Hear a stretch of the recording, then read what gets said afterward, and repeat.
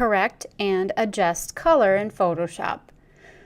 We are going to talk about tonal values or color levels. And tonal values are those numeric values of an individual color. We need to learn how to recognize in a photo or in an image which colors need corrections. This is a really hard skill to develop, and it really does involve a lot of experimentation. You need to look at the overall aesthetics of your image, and it really kind of depends on what you as the designer prefer. There's not really, which one is better. So let's first talk about color management. Color management, this kind of reconciles the color differences between different devices. We know that my monitor will look different than your monitor. So how do we try to manage this? And this is using the color management system. So each of our devices have a profile, and it's called an ICC profile. And this can be created for specific devices, and then that ICC profile is then embedded in an image. You may have opened a file in Photoshop and it came up with a little warning box and it talked about an ICC profile that something didn't match. And you probably just clicked OK to close the box and continued on because you weren't quite sure what that meant. So the ICC profile is created for specific devices and then embedded in an image. And it's used to define how colors are then interpreted by a specific device. So ICC stands for International Color Consortium. And it really is a group of software, camera, and printer vendors. They came together to try to create some sort of universal color management system, because this has always been an issue. So to see what I have going for this photo, I go under my Edit menu, up to Edit, and down to Color Settings. Okay, when I click on Color Settings, I get a dialog box that gives me specific information on the management issues that I've got going on here on my working spaces. So if I go to the working spaces, this has list arrows, RGB, CMYK, gray, and spot, and this specifies the working color profile. So it tells me the color management system.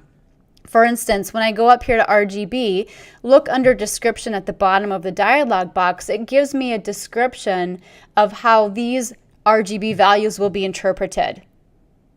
Okay, so in this case, a lot of times you'll see this sRGB profile attached to your photos. And interestingly enough, it reflects the characteristics of the average CRT display. Now, it's highly unlikely that you're still on a CRT display, but what's funny is this is really a very common profile.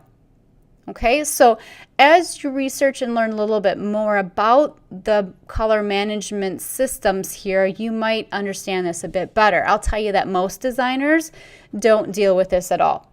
When you go to work in a design environment, they might have a specific color profile that they'll tell you to use, and then you just use it. So realistically, you having to go in here and understand absolutely everything and understanding how to correct and change these different profiles, probably not going to be a very common task.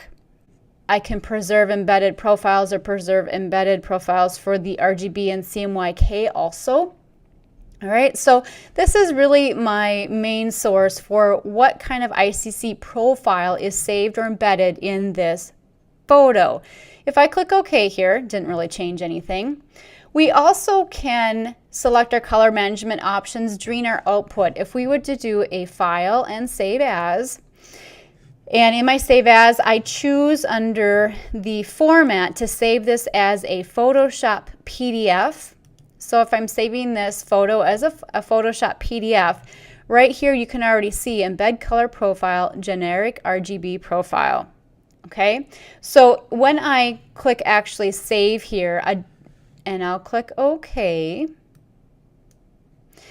in my Save Adobe PDF dialog box here that comes up, I have options that I can choose some more of my color management systems.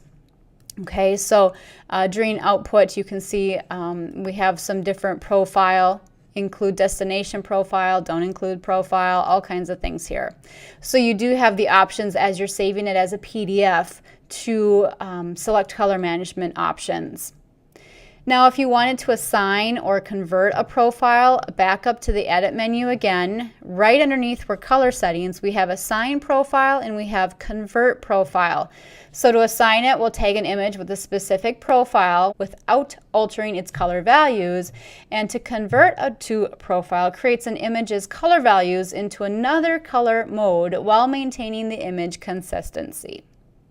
So that's a brief general overview of color management and how you can assign profiles and understand what an ICC profile is.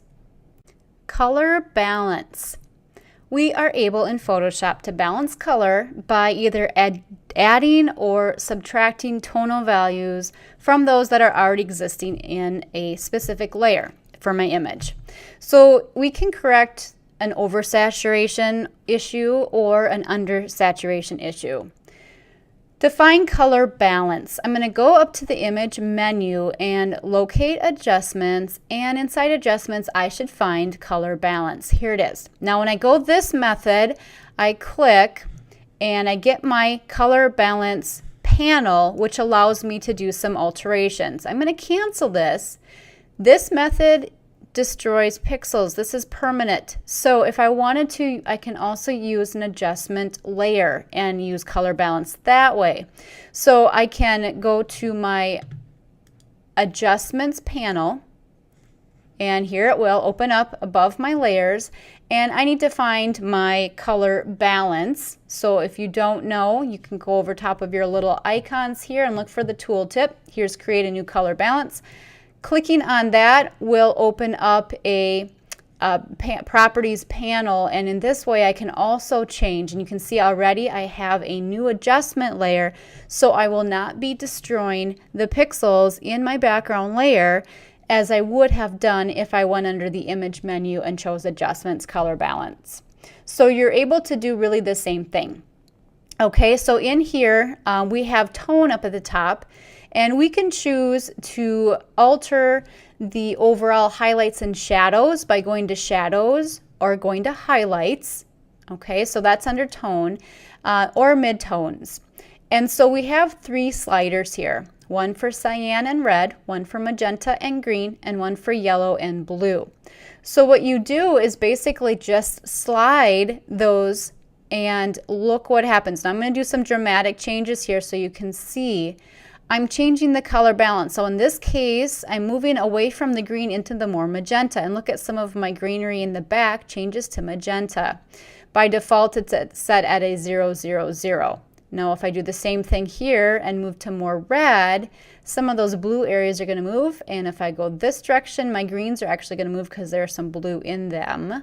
So there you go. And again, so what this is really good for is, say you might end up with a color cast on a photo. So color cast is where one color tends to dominate the image in an unrealistic degree, like yellowing of a photo, kind of what I just mocked here. So the color balance is great for playing around with the color of the overall image and altering things just a smidge. So you're not going to do some major changes here. It's more or less taking care of some of that color casting. So that's color balance. Using curves. Curves is probably the best choice as far as color alterations go. You can alter the output tonal value of any pixel input. The disadvantage of curves is that it does get a little bit tricky. It's a little bit complicated and hard to understand and comprehend. Let's go ahead and open curves. So we can do this again in a couple different ways. I can go under the image menu here to adjustments, and I can open curves. When I do that, I will be destructive in my color alterations because I'm altering the pixels directly. This box you may like the look of a little bit better than a curves adjustment layer. However, the curves adjustment layer is not destructive, and so my original pixels are not harmed in any way, shape, or form. So I'm going to go ahead and just cancel out of this for a moment and show you how we can get to that curves adjustment layer. Remember, I can navigate up to adjustments and I can locate curves. Happens to be the third one in on the top. I can also go down here into my layer, and it's falling off the screen right now, but I do have the curves to open up from that little icon at the bottom of my layers panel. They go to the same place. They both open the properties panel, which basically then shows me curves. So like I mentioned, some of you may like to see the actual dialog box that you get when you go to image and adjustments. They both have the same capabilities. So in this case, I now have a curves adjustment layer right here. So this adjustment layer will affect everything on down unless I choose to mask an area. So in curves, we see a graph, and we have the ability to change as many as 16 points along the 0 to 255 scale. So that's what we can do in this curves adjustment. Now the horizontal axis here of the graph is the original intensity values of the pixels. So these are the input levels. The vertical axis here of the graph indicates the modified color values. And so this is the output levels. Okay, so what we can do then is adjust our curve. This is the default curve that we get. It's a diagonal line from corner to corner, and what it indicates is that it's sharing the same input and output values. So when I click and make a point on this, I can then represent a pixel here, and I can alter it. Okay, so if I choose to increase this, watch what happens to my image here. So as I take that and drag it up, my image is getting lighter. If I drag it down, it will get darker. Okay, if I drag it over, I lose some of those darker values. If I go the other direction, I lose some of the lighter values. So you can see the adjustments that can be done. Now I can choose to pick a specific channel. I can target a channel. For instance, if I wanted to go to the red.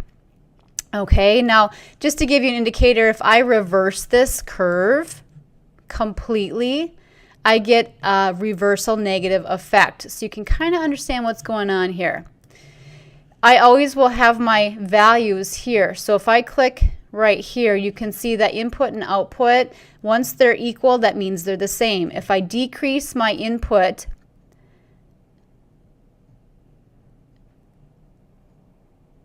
you can see how slight alterations will occur. Okay, so if I'm bringing this down, you're going to see that these colors are really desaturating. If I bring them up, you can see that they're going to go to the extreme of oversaturating. Okay, so with the curves, we also see our histogram here. And remember, the histogram is a chart of our image pixels. And so this tells me that I've got some peaks here over in the far right of my red channel. That means that there are some absolutely bright reds here. If I were to go to green, you can see a completely different histogram because this is the pixel count of that specific from 0 to 255. And blue, again, a completely different. So that shows me there's not really any values in this area, very heavily weighted to the left. If I go to RGB, it's going to be more of a composite. And so if I drag this over, what I'm doing is actually getting rid of some of those brightest colors. And if I go all the way over, again, I lose those. Okay, so curves are a bit more complicated. Let me go ahead and open up curves from up here just so that you can see a little bit different. So here you have the option of showing the histogram or not. I can choose what channel I want to see. I can choose the grid size here. You can see that's just the back if you wanted a more detailed grid to help you. And there are some presets. So if I wanted to overall make this darker, you can see how that dropped down. If I wanted to make this lighter, you can see how it pops up. You do have an option here with a pencil that you can hand draw a new curve. And I can also sample up colors here. So if I wanted my darkest values to be right in here, and I wanted my lightest value, if I find the perfect white, maybe right here is pretty light, that will alter my curve as far as my input and output values. So curves are a little bit more tricky. We have all kinds of options here as far as targeting shadows and highlights. It's a lot of experimentation. One other thing we're offered in Photoshop is actually some auto adjustment commands. And they make color adjustments automatically without any user input. If I navigate to my image menu one more time, and now auto tone, auto contrast, and auto color. Auto tone. This adjusts the intensity level of the shadows and the highlights by identifying the lightest pixel and the darkest pixel in each of the color channels, and then it redistributes those pixel values across that range. The auto contrast will do simple adjustments to the contrast and the mixture of the RGBs, and the auto color adjusts the contrast and color mixtures using the image itself to make the adjustment, so it results in more of a neutralized mid-tone area. Is it good to use auto commands? Some people strongly discourage it. Some people really do not use them at all and say no one should use them at all. So it's out of your control. It's more of a generic in the can kind of result. It's not based on your personal preferences, your personal aesthetics, what you feel should happen. So, you know, sometimes you might run one and you don't see any change. Now, in this case, I ran it and my background, I feel, turned a little bit too purple. It turned kind of blue. So I do not like that. I'll undo. It turned it much more cold.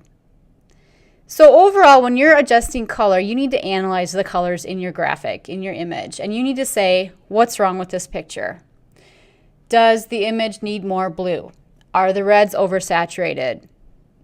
Do I not have any shadowed areas? Am I mostly in the midtones? So you want to try to preserve your work always, and so using adjustment layers like I have is a very good thing. A lot of this whole color correction process is just simply experimentation.